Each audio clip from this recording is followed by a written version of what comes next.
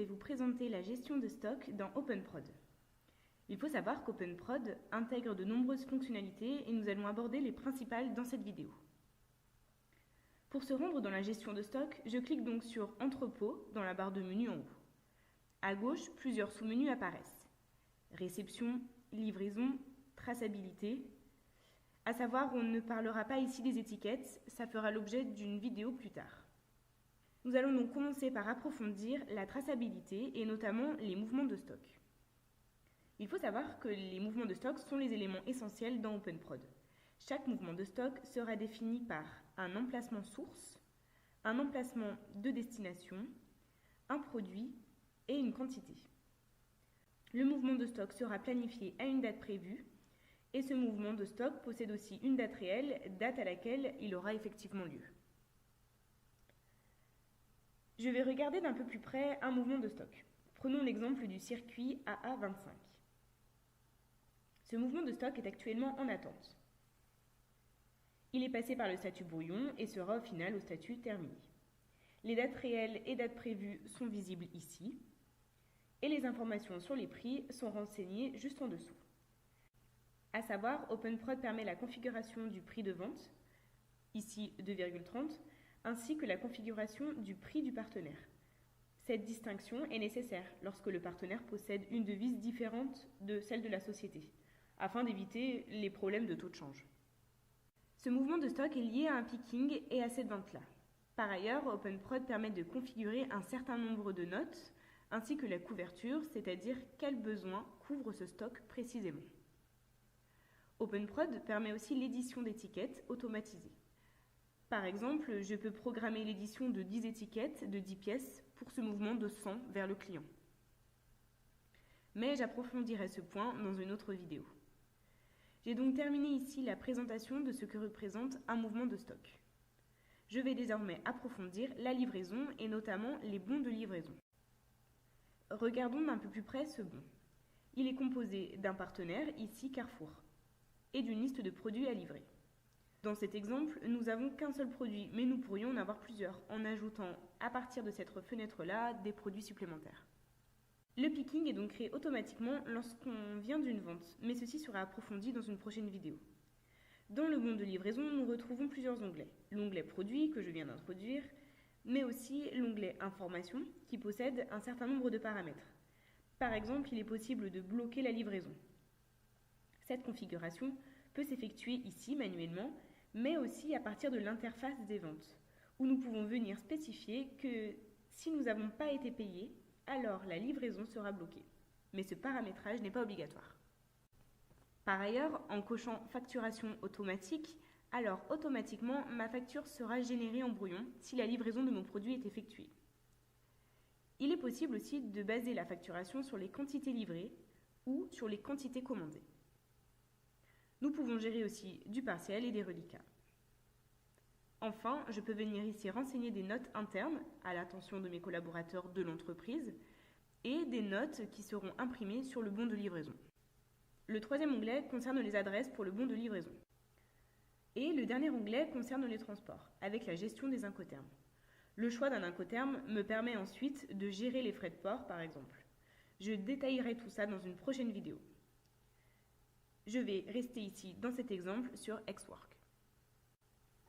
Je vais rentrer désormais un peu plus dans le détail de la notion de couverture. Pour info, OpenProd permet la configuration d'un code couleur. Ici, par exemple, je retrouve un certain nombre de réceptions. Soit ma réception est de couleur rouge, verte, et je vous montrerai plus tard aussi la signification de la couleur noire. La configuration de ces couleurs se situe ici. Je peux paramétrer très simplement un certain nombre d'alertes. Par exemple, si je suis en retard de 5 à 500 jours, la couleur associée sera rouge. Si le retard est de 1 à 4 jours, ce sera orange. Et si je suis en avance de 10 à 500 jours, alors la couleur sera vert. En revenant sur mon exemple, j'observe que 3 de mes réceptions sont de couleur rouge. Je vais regarder d'un peu plus près l'exemple de l'écran LCD. Pourquoi la couleur est rouge ? OpenProd a en effet calculé automatiquement la couverture de ce besoin. En observant la date prévue, je vois qu'elle est configurée au 14 mai. Mon écran LCD doit donc arriver le 14 mai. Cependant, l'écran LCD couvre un besoin qui, lui, a été programmé au 10 avril. Je remarque donc que j'ai bien 34 jours de retard. Automatiquement, OpenProd m'alerte de ce retard grâce à ce code couleur rouge que j'avais configuré. Maintenant, je vais modifier la date prévue au 1er avril par exemple. J'enregistre. J'observe alors que l'alerte a bien disparu, puisque mon besoin est programmé au 10 avril. Donc il n'y a plus de problème de retard. Si jamais je configure la date prévue au 14 avril, mon besoin étant au 10, j'enregistre et automatiquement OpenProd me notifie par la couleur orange que j'ai un retard de 4 jours. En modifiant une fois encore la date prévue, au mois de mars par exemple, OpenProd me notifiera par la couleur verte que j'ai ici de l'avance. Nous observons ici qu'OpenProd fonctionne en temps réel, très simplement et très rapidement. Si je programme encore la date prévue au 11 mai par exemple, j'enregistre, je vois qu'OpenProd m'alerte en temps réel des problèmes de retard grâce à ce code couleur. J'effectue ici toutes ces manipulations en manuel, directement dans les pickings, mais cette configuration peut se réaliser à partir de l'interface des ventes et des achats pour que automatiquement cela se propage en temps réel dans les moves et pickings. Le système me calcule donc automatiquement des alertes. Si je reviens dans la fenêtre des pickings, j'observe que mes retards et mes avances sont répertoriés. En revenant sur la liste de mes bons de livraison, je retrouve ici la même présentation.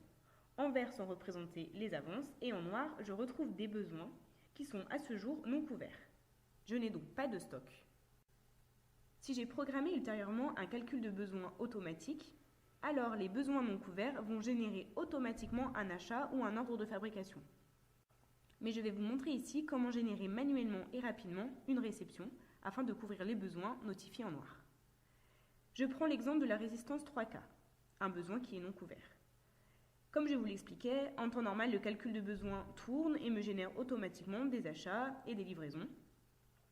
Mais ici, je vais manuellement créer une livraison. Je souhaite recevoir une résistance 3K. J'en commande 300 à ce partenaire-là. Ici, je viens générer une réception, je la valide et je la traite. Une fenêtre s'ouvre et le système me demande combien de pièces j'ai réceptionnées. Mon fournisseur m'en a envoyé finalement 310 par exemple, et non 300. Je vais donc le notifier. Le statut de ma livraison est désormais sur terminé.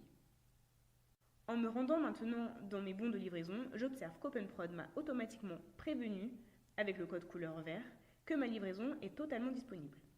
Pourquoi ? Car je viens de faire une réception. Désormais, mon besoin est totalement couvert par le stock.